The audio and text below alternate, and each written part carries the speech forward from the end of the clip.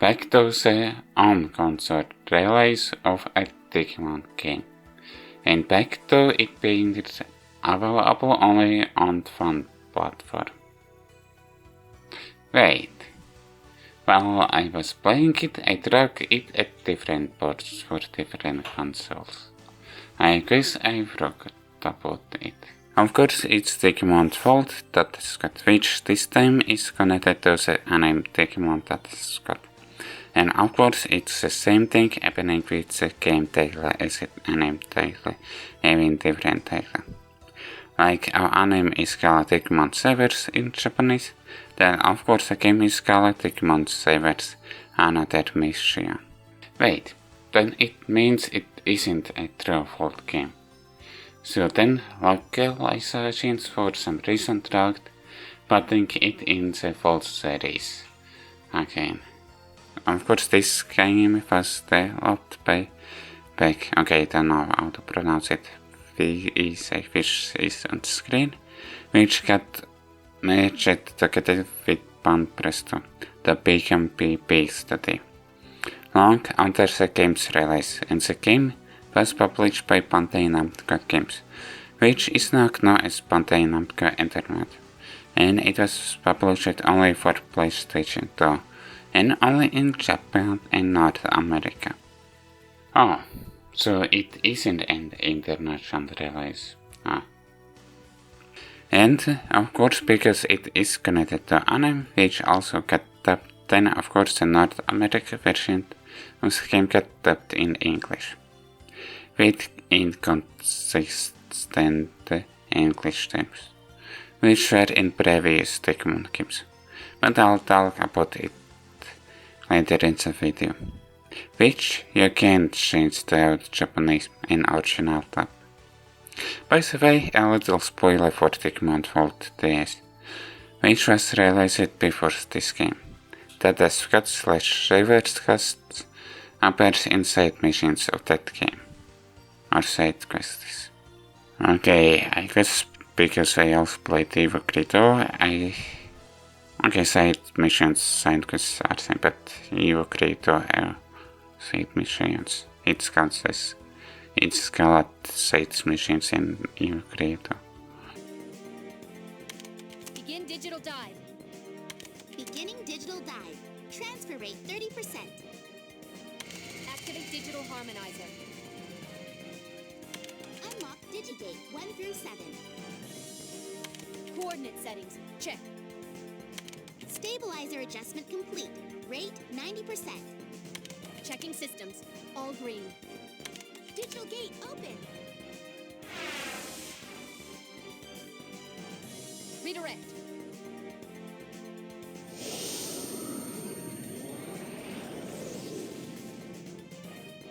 Because the story takes place in Data Squad / Savers continuity, then it's difficult to share the premise of the game. Thankfully, it isn't a retelling of the anime story, but then it will be easier to share the premise. Maybe. Anyways, it happens somewhere in the middle of the anime. Only I don't remember if there is a place to place this game story in the middle of the anime. Then again, I only watched it twice, and second time was around the end of 2024, if not real. That's interesting, but still. So then, maybe it can be placed in the middle of the show, which may not reference the game story. But again, it might be some time that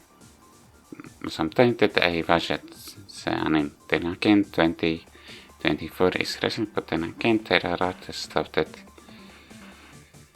there are other things that I did or watched or something like that. With that, I make the rocket. Also, as a start to the game, I wasn't sure when it would happen. I thought it could happen after the anime, but then there are unresolved plot points which were resolved at the end of the anime. Another thing is that the game draws you into the gameplay without explaining what is happening at first. for which of course there is a tutorial, but with it you found out Digimon are Digimon's fault and Digimon, so maybe then the premise is interesting and trace their Digimon fault and dealing with it.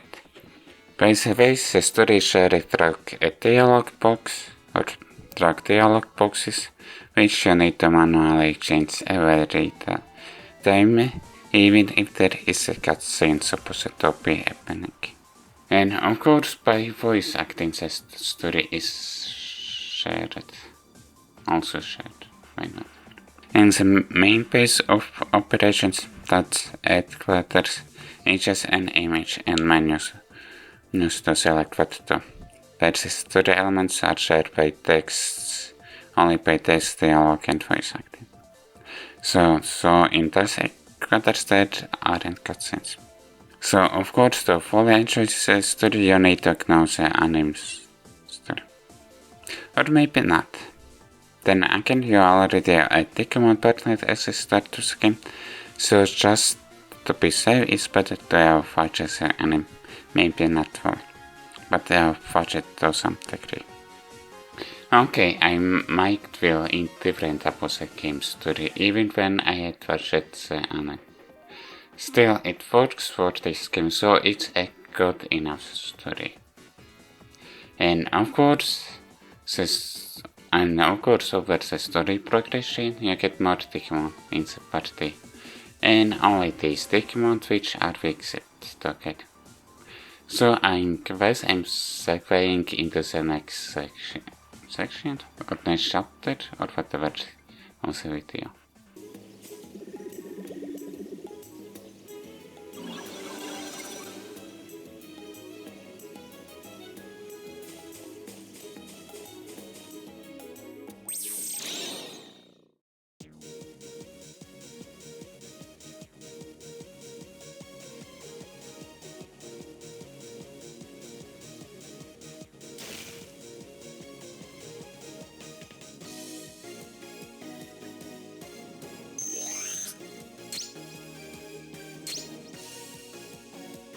Let's shoot!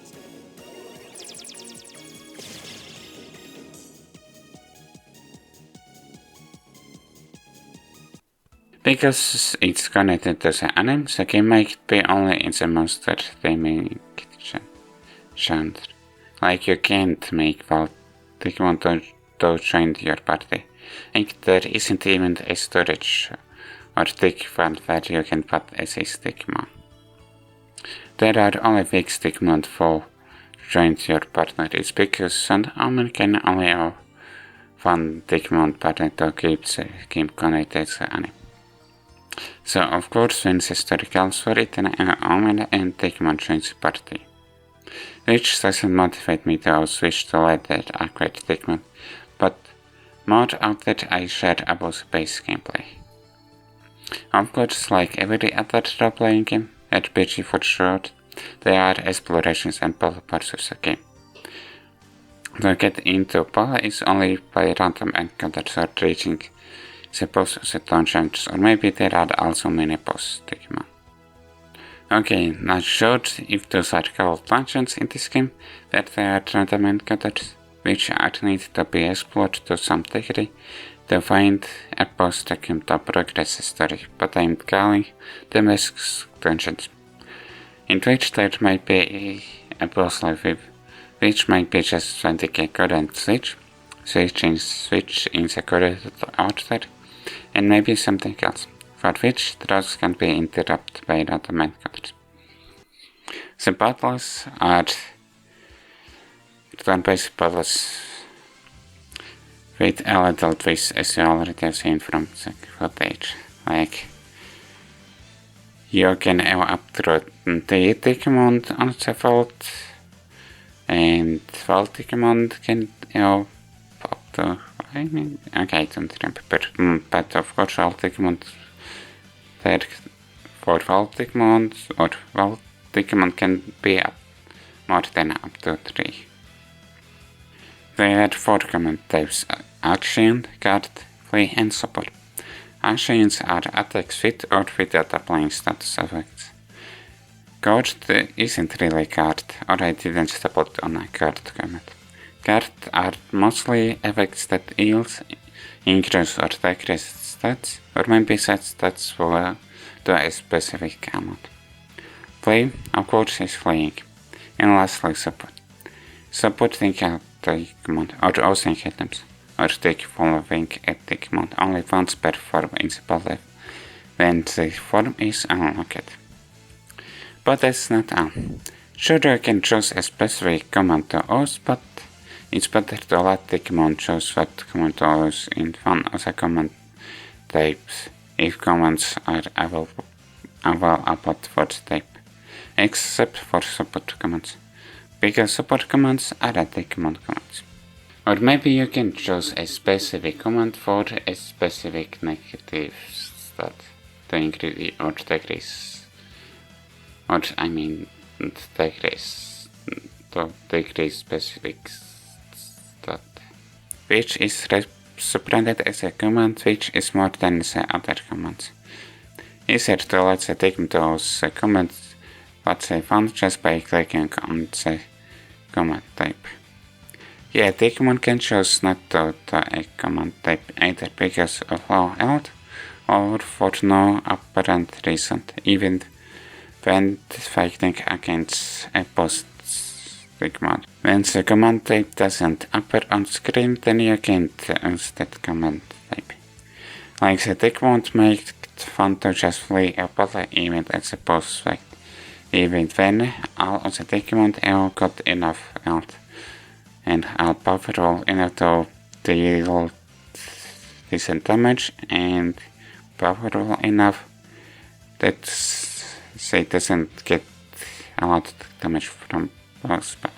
So inside there is a support command, which might help to get the Digimon fighting spirit back, which might not work immediately. So it just wastes your time. But it might be an attempt at balancing, because there isn't any mana or anything that is used for commands.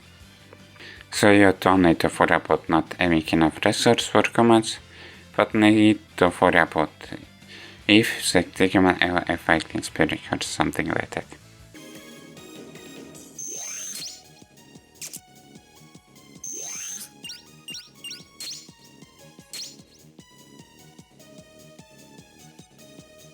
How about this? Yeah! Digisoul charge!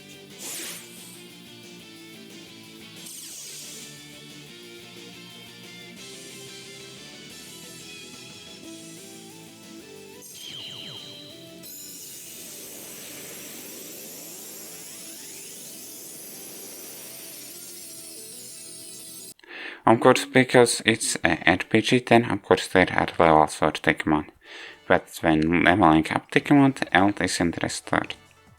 Health gets restored only when the Digimon falls in the battle, and it's only once per form.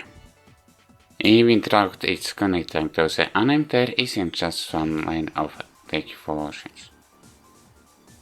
Wait, this game calls Digivolutions as evolutions, and it's only one inconsistency that I noticed fits it up. Yeah, Digimon in this game can evolve to different lines of Digimon, and of course the story explains why it is possible when in anime it's only one line of evolution. While in battle, when a new form is unlocked under reaching the requirements, Digisoul plus super command appears, with which the Omen Digisoul charge the Digivice to evolve the Digimon. Which doesn't replace a turn for them, or I didn't stop on it working like that. And commanding the Digimon isn't fair, you select the command for all of Digimon, but it's separate for each Digimon. After choosing a command, either shortcut command or Digimon command is happening. And of course the Digimon speed reflects when they can do a command, but it isn't shown in which other Digimon will do a command. Back to evolution. Of course, it is in anime, Monstro attacks Digimon when they Soul Plus is ready for it. But with it, if the opponent Digimon gets defeated, then Agumon doesn't evolve, then you need to wait for the next turn of Agumon to be able to evolve. In battle you can change forms. I don't know why, but there isn't a support command to change forms. Or maybe I know why. Because out of battles from evolution pump, you can evolve to whatever form you want if it's unlocked. Like, you can change from one form in a different evolution line to a different evolution line, from skipping previous forms. Which can also happen in the battle when evolving for the first time in certain battle for the form. By the way, the evolutions animations for each form appears only once, and of course when the evolutions happens in the battle. So because the requirements for Digimon aren't just reaching specific levels, then I mostly also make Digimon to play against Volt in boss Digimon. You will need to grind to be able to evolve a Digimon that joins the party later in the game. Like, I already have strong Digimon forms, then why I always stay with weaker forms. So I didn't bother with later acquired Digimon. Only after 10 pounds. Like, I didn't have any difficult with the game. Maybe you can play this game mindlessly. Wait, that's a bad point for the game. So is the game too easy? Then again near the end of the game I had some difficulties. Mostly because the Digimon just wanted to play or for no OP was present. Just for an arbitrary reason the Digimon wanted to play. And of course the final boss having knockout attacks. Like it is a chance to defeat one of my Digimon in a single attack, or guaranteed attack like that. Thankfully it only is a single target attack, and I add healing and reviving attacks. By the way, because I played Digimon Story Savers slot before this game, then I noticed that vibes are similar to this game. So I guess then Savers slot is similar vibes to this game when Savers slot was released after this game. Like the motion sounded similar, or had similar vibes, and then some places felt how it felt like in the Savers slot. So I guess this game was the start of the vibes whatever Savers slot is. Of course the saving is only at fixed places. Like you can't save the game everywhere, even the exit button is visible all the time. Only in that headquarters you can save the game and in fixed place intentions. Thankfully there is saving place before a boss fight, even if there are multiple fights in a row. But with that, the game doesn't prompt you to save the game after beating the final boss. I only use the emulator save states for backups, so I didn't reload the save states, only saves them. So, it's not a bad game, but it's an okay game when it isn't challenging. Which was more than artificial difficulty. Like, it can be played when you want to play turn-based RPG, but don't want to think hard, then go for this game. Only maybe if you have watched the anime with the same timeline. Or maybe you can use this game to recover from the RPG bored out. Okay, near the end of the game I get bored out from encountering random Digimon, especially when they were interrupting me from doing a puzzle, but then I was able to flee. Then it was the only option for the Digimon. And then use items that either flowers or even tremors encoded for a little while. So you can be entertained by this game at least a little bit. By the way, this is last on console Digimon game that I'm about to play it for now. The next one on console Digimon game was released for Xbox 360 and PlayStation 3. Even if those console emulators work at decent, I still wouldn't be able to emulate that game, because a laptop may not be powerful enough for it, like I already had troubles with this game. So then it will be skipped with nothing changed for me, but then that means it will be a longer while to play a on console Digimon game. I hope you enjoyed this video, and if you did, like the video, subscribe and comment. See you next time.